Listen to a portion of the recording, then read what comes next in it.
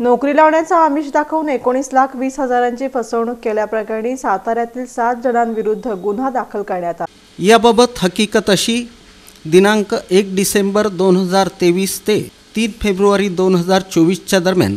औसे वस्ती अमराई इथं विनोद राहुल वाघमारे यांच्या सामाजिक कार्याच्या ऑफिसमध्ये आलेले नोकरीच्या शोधात असणारे सविता भगवान खरात आणि इतर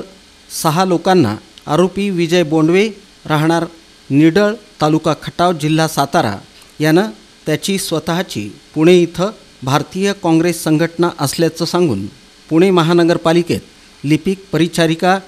आणि इतर शासकीय निमशासकीय पदांवर कर्मचारी भरती करण्याचं काम करण्यात येत असल्याचं भासवून लोकांना व्हॉट्सॲप मेसेजद्वारे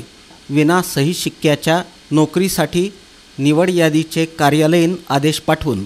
त्यांचा विश्वास संपादित करून त्याच्या संघटनेची फी म्हणून